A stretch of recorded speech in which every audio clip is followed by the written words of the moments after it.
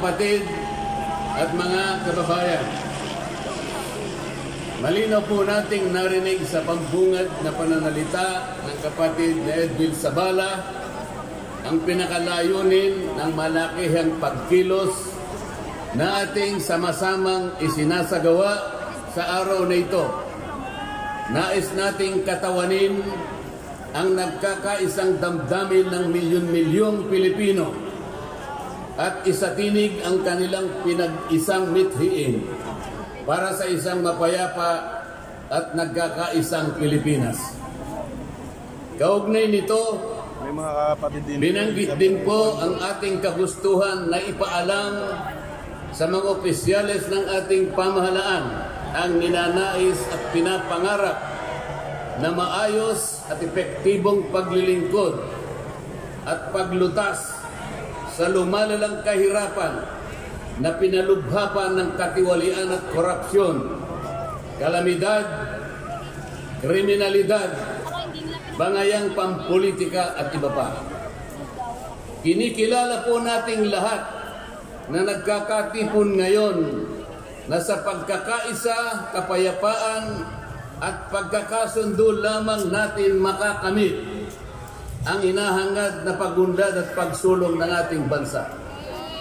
Sa bahagi po naman ng kapatid na Romel Topacio, tinindigan ang pagtitipong ito ng Iglesia ni Cristo ay konkretong kahayagan ng suporta sa naunang pahayag ng Pangulong Bongbong Marcos na hindi sasang-ayon sa isinusulong na impeachment laban kay Vice President Sara Duterte. Kinatigan din po ng Iglesia ni Cristo ang posisyon ng Pangulo na ang impeachment ay hindi makapagdudulot ng kabutihan sa buhay ng kahit isang Pilipino. Hindi lamang ito pag-aksaya sa oras ng pamahalaan, kundi makakahadlang din sa pagre-resolba sa marami at pangunahing problema ng bansa. Mataas na presyo ng bilihin, mababang kalidad ng edukasyon, infrastruktura, serbisyong pangmedikal, kriminalidad, seguridad at iba pa. Higit sa lahat, ang pagsusulong ng impeachment ay mauwi lamang sa pagtatalo-talo at pagkakampi-kampi, hindi lamang ng mga mamamayan, kundi pati na rin ng mga opisyalis ng gobyerno. Ipinaalala rin na kapag nagtatalo-talo ang mga nasa pamahalaan, apektado ang taong bayan, at kapag magulo ang bansa, ang mga tao ang kawawa.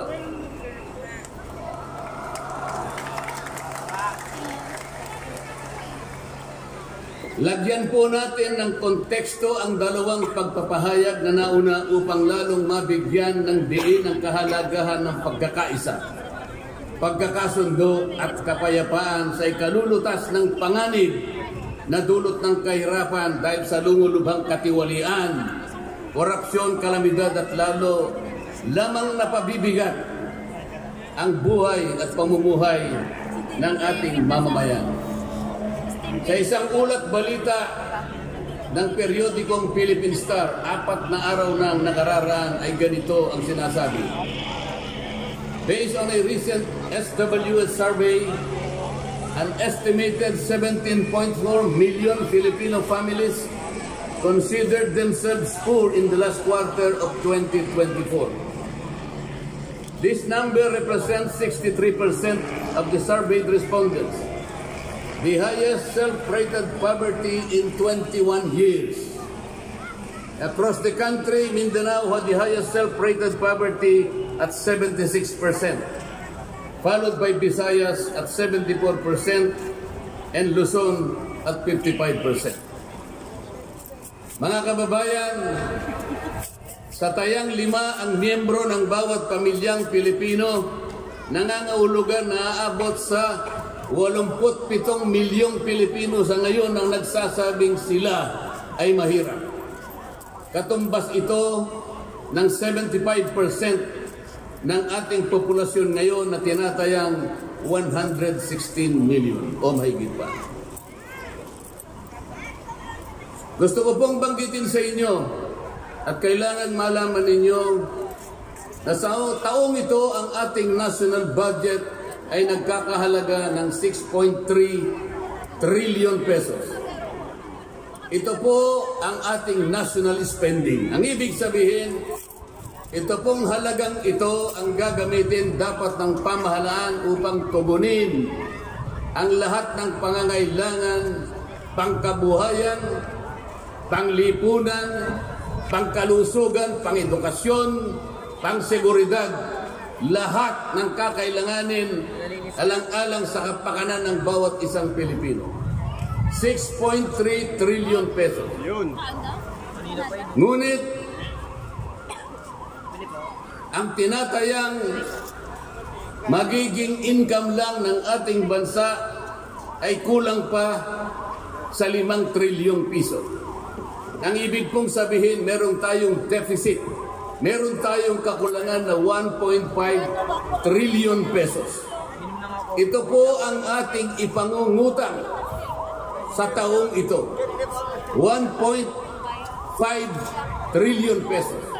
Ibig sabihin po, bawat araw tayo'y gagasta ng 17.6 billion pesos. Yun po yung ating gastan. Araw-araw. Ngunit ang ating kinikita ng bansa ay 13.4 billion pesos lamang. Sa makatwid, ang uutangin natin araw-araw ay 4.2 billion pesos. Katumbas ng 175 million pesos bawat oras. Napakabigat po na hinaharap na hamon at problema ng ating bansa. Hindi po biro-biro ito. Ito po ay pananagutan po ng ating mga opisyales. Hindi po pwedeng talikuran ito. Ganito na po kalala ang problemang pang-ekonomiya ng ating bansa. Ngunit, hindi po yata ganito ang naging direksyon. Sapagkat sa halip na po, unahin ang mga binanggit nating malalaking problema na kinakaharap ng ating bansa. Ang inuna po ay mga bagay na mauuwi lamang sa pagkakampi-kampi at pagkakabahagi ng ating bansa. Bakit po? Nagtatag po ng Quadcom. Ang buong akala ko po sa pagtatatag ng Quadcom, ito po ay 4 na komite sa House of Representatives. Kinonsolidate, ginawang isang makapangyarihang komite na ang buong akala ko, ito ang gagamitin para tutukan ang namumuong problemang lumulubha pa na hinaharap ng ating bansa. Napakataas po ng bilihin, lalo na po yung pagkain ngayon. Nagtanong-tanong po ako, ang isang pirasong kamatis last week is 20 pesos. Tama po ba yun? Opo. Ngayon po, may nagsabi sa akin 30 pesos isang kamatis. Ang isang kilong kamatis, 400 pesos. Tama po ba yun? Ang isang piraso ng siling pangsigang ay 10 piso. Yun po yung sinabi sa akin. Tama po yun? 600 pesos per kilo. Bell pepper, 700. Yun pong bell pepper. Dalawang kulay po yata yung bell pepper. Isang verde, isang pula. 45 pesos ang isang piraso. 1,000 pesos ang isang kilo. Bakit hindi po ito yung unang harapin natin? Napakalala po ng presyo ng kuryente sa ating bansa.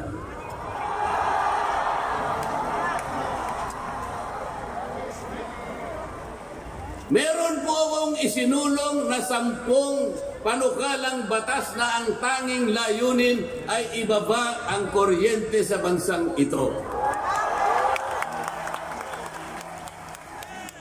Ikinalulungkot ko pong ibahagi sa inyo na kahit isa'y wala man lamang pong nadinig.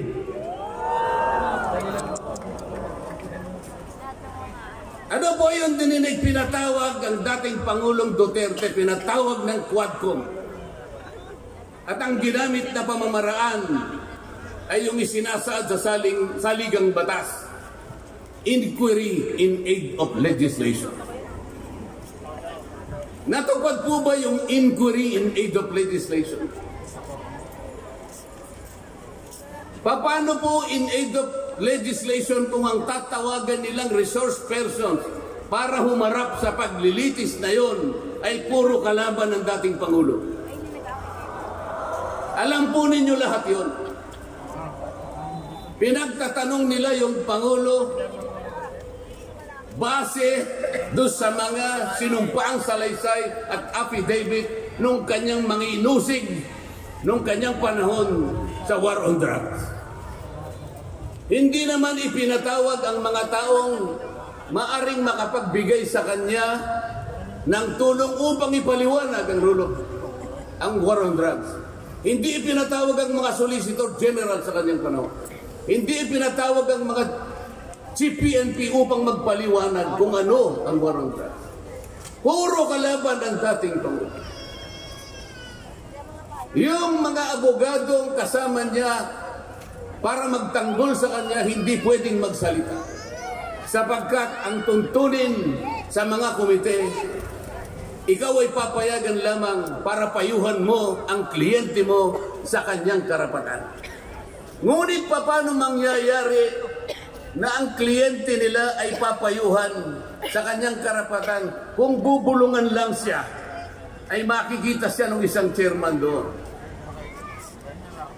Attorney, huwag mong bubulungan yan. Iko-contempt kita.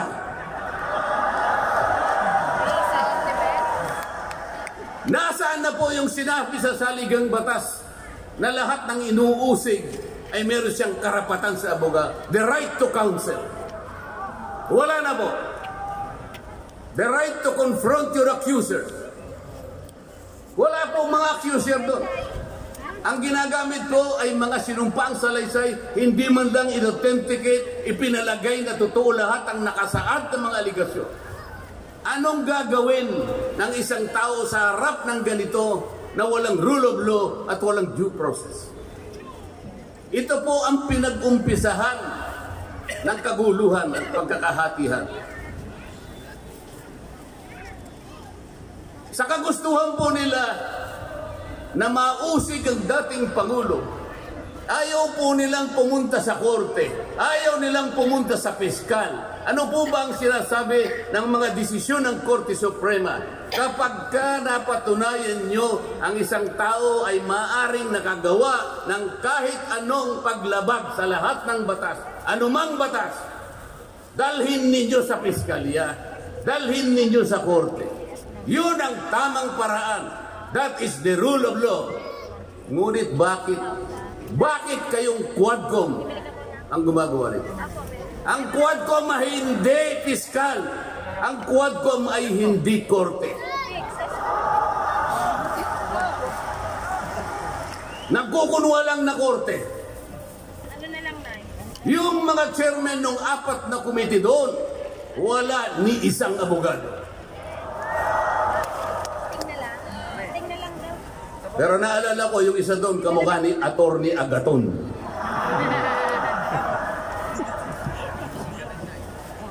So sa halip na ang unahin ay yung kapakanan ng mamamayan, sa harap at liwanag ng napakaraming nakabantang panganib sa atin, sa ekonomiya, panglipunan, pangsiguridad, korupsyon, katiwalian, bakit ang inuuna ay usigin ang isang tao na hindi naman ipadadaan sa tamang proseso ng batas? Pangalawa, tinawag po nila ang pangalawang Pangulo sa 2 pagkakataon. Una po, nung magpipresent siya ng budget. Ang pinipresent po niyang budget ay budget for 2025. Akalain po ninyo ang gusto nilang tanungin ay yung pagkakagasta ng kanyang budget noong 2022 and 2023. Saan ka naman nakakita ng ganong klaseng direksyon? 2025 ang dapat pag-usapan. Ang kanilang pilit na itinatanong ay paggamit o paggasta niya noong 2022 at 2023. Ang sabi po ng Vice President, siguro na inis na rin, I forgo my opportunity to defend this 2025 budget and I leave it to the discretion of the House of Representatives as presented. Oh, ayaw pa nilang tanggapin.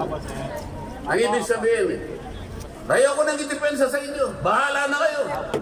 Kung anong gusto nyong ibigay sa akin, bahala na kayo. Ano pong ginawa nila? Hindi.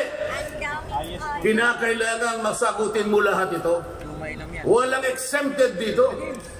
Kahit ano ngayon siya, kailangan namin tama po yung lahat po ng paggasta ng pera ng bayan ay kailangan pong suriin. Totoo po yun. Ngunit meron pong pagkakataon at panahon sa paggawa nito. Hindi po sa panahon ng pipresenta ng budget.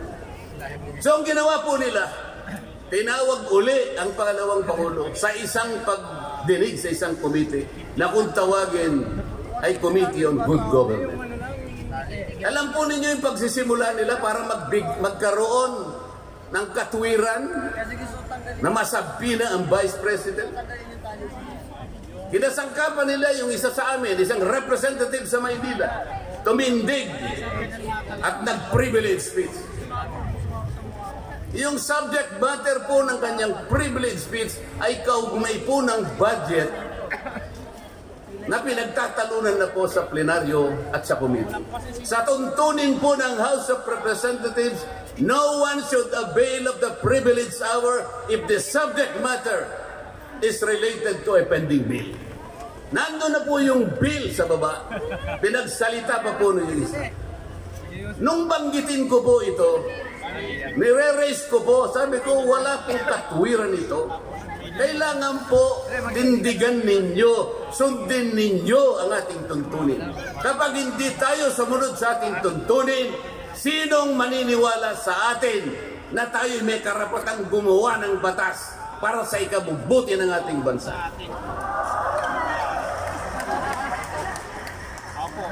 Ang sabi po ng chairman, noted.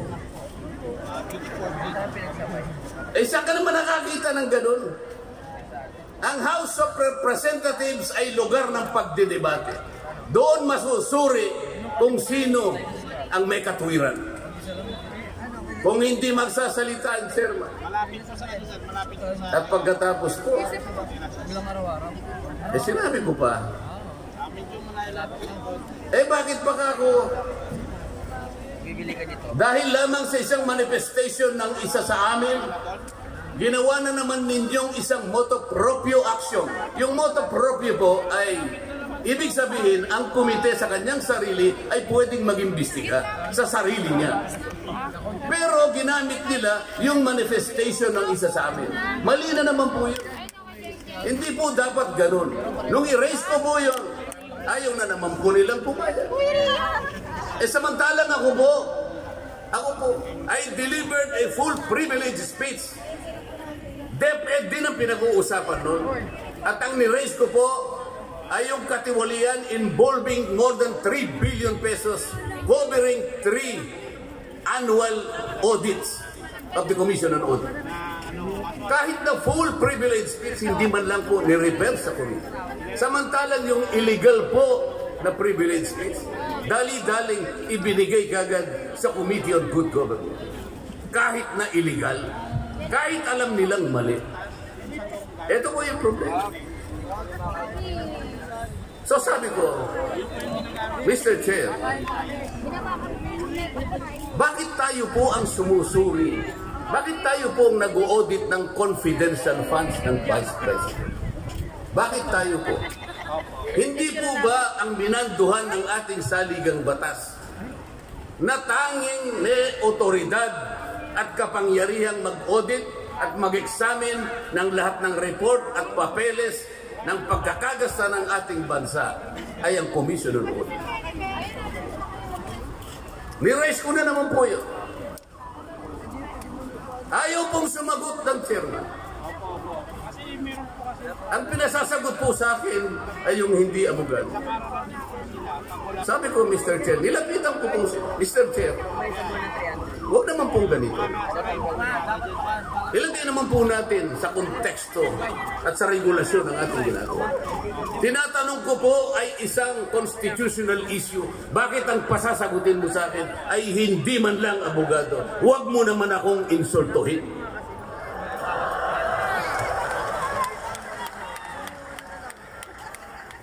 Doon sa puntong yun, alam po ninyo, pati yung kinakain kong hopya, pinagtripan nila.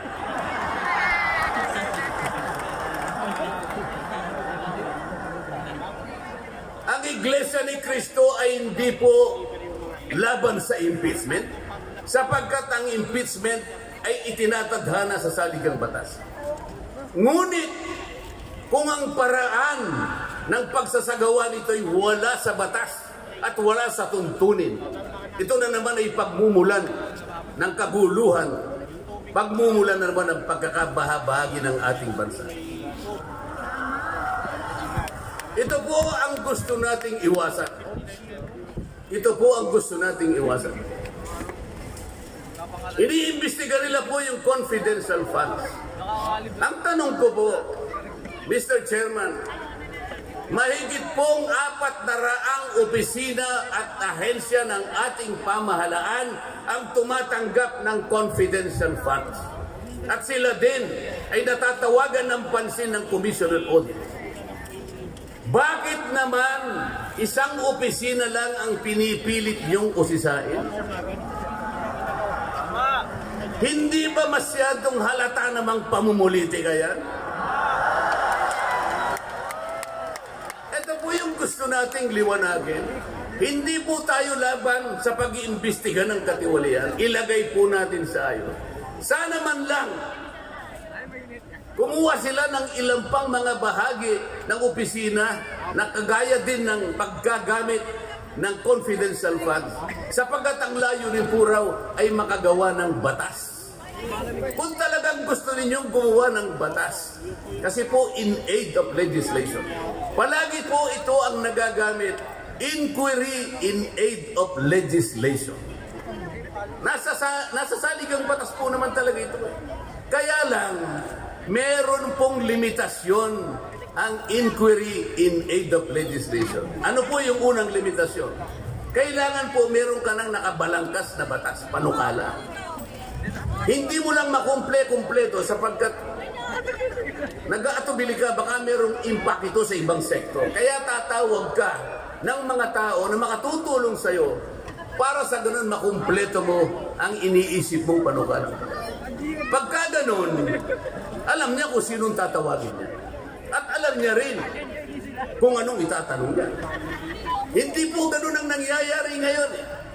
Dahil nga wala na pong rule of law, basta na lang sila tatawag ng kahit sino sapagkat hindi naman po talaga ang layunin ay gumawa ng batas kung hindi usigin ang taong gusto nilang usigin.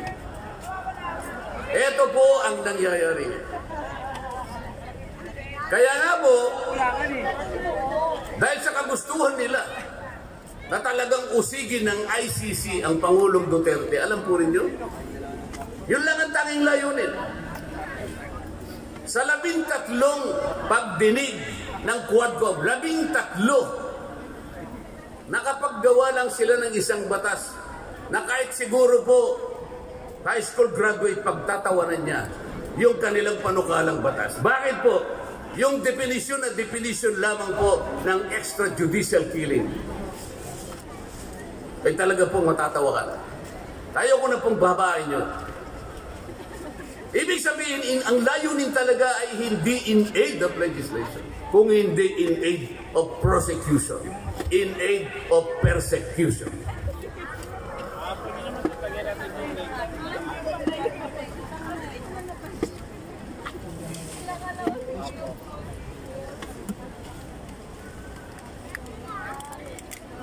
Kanina po, mga kababayan, napanood po ninyo ang video na kung saan ay nagpahayag ng di pagsang-ayon si Pangulong Marcos sa namumuong impeachment laban sa pangalawang Pangulo. Ulitin ko lamang po yun. Sabi niya, tumutukoy po dun sa pagsasagawa ng impeachment. This is not important. This does not make any difference to even one single Filipino life. So why waste on this? What will happen if somebody files an impeachment? It will tie down the House. It will tie down the Senate. It will just take up all our time, and for what? For nothing. For nothing. Sabi po niya ito, none of this will help improve a single Filipino life. As far as I am concerned, it is a storm in a teacup. It's a tempest in a teacup. Ang ibig sabihin, isang napakaliit na bagay na pinipilit ninyong palakihin. Napakalaki ng problema ng bansa ang inaharap natin. Ito ang ating atupagin. Ito yung gustong mangyari ng Pangulo ng Republika ng Pilipinas. Sumagot po ang liderato ng House of Representatives. At sa isang bahagi, ang sabi po niya, ito po, kinuha ko lang yung isang bahagi sa isang mahabang manifestong ginawa nila. Sabi po ng House of Representatives, bilang tugon doon sa sinabi ng ating Pangulo. Sabi po niya, together, let us rally behind our President to protect and preserve the gains of democracy as we build a stronger, more united, and more prosperous republic. Pero nasaan po kaya? Nandito po kaya lahat yung mga sumama sa manifesto ito na sumusuporta na mag-rally tayo sa likod ng Pangulo, tayo'y magkaisa upang panindigan yung nauna niyang pahayag na ang gusto nating unahin na pagkaisahan ay yung pagtugon, pag-address sa mga problema ng bansa. Nasaan kaya sila? Nandun kaya sila sa likod ng Pangulo o tayo lang lahat? Sa makatuwid tayo pong lahat ngayon na sama-samang nagkakatipon ngayon na hindi ko mabilan kung ilang, baka meron 1 milyon po yan. Tayo pala ngayon ang nagkakatipon sa diwa ng tunay na kapayapaan at pagkakaisa na nagrarally ngayon. Sapagkat tayo lamang ang nasa likod ng Pangulo sa kagustuhan niya na harapin natin ang mga hamon at nagbabantang problema ng ating bansa. Sapagkat, sabi niya, totoo naman, ang impeachment ay hindi makapagbibigay kahit anong butil ng kabutihan sa buhay ng isang Pilipino. Bago po ako magtapos, ay nais ko pong sipiin dito ang butil ng kaalaman na inalaw sa isang 1957 Nobel na ang pamagat ay Atlas Shrugged ni Alice O'Connor, na kilala sa taguring Ayn Rand. Ang sabi po niya. Sa English muna po, pasensya na po kayo. When you see that in order to produce, you need to obtain permission from men who produce nothing. When you see that money is flowing from those who deal not in goods but in favors, when you see that men get richer by grab and pull, not by work, and your laws don't protect you against them but protect them against you.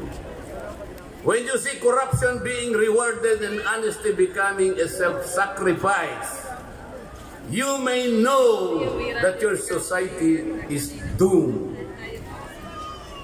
Kapag nakikita po ninyo na para tayo ay mag-produce, ay hingi pa tayo ng permiso sa mga taong hindi naman nakakapag-produce, at nakikita po nyo na umaapaw ang pera sa pamagitan ng patagong transaction at hindi sa pamagitan ng mga merchandise na nakikita natin. At nakikita ninyo kanya na yung iba ay lalong nagiging mayaman sa pamagitan ng katiwalian at hindi sa pamagitan ng trabaho. At ang mga batas ninyo, sila pa ang pinoproteksyonan. At ang batas ninyo ay sila pa ang lumalaban sa inyo. At kapag ang corruption ay ito ang itinatadhana, ito ang binibigyan ng reward. At yung katapatan ay ito ay nagiging sakripisyong pang personal. Alam na ninyo na ang inyong lipunan ay nasa kapahamakan. Mabigat po ito. Mabigat po ito. Ito ang dapat harapin ngayon sa pamamagitan ng pagkakaisa, pagkakasundo at kapayapaan. Hindi po biro-birong problema ang inaharap ng ating bansa. At bago po ako tuluyang magtapos, payagan ninyo kung ulitin ang sentimiento ni Edmund Burke, isang English political philosopher, na sinabi niya, "The only thing necessary for evil to triumph is for good men to do nothing." Sa Tagalog po, ang tanging kailangan para magtagumpay ang kasamaan ay magsawalang kibo at walang gawin ang mabubuting tao. Maraming salamat po at magandang hapon po sa ating lahat.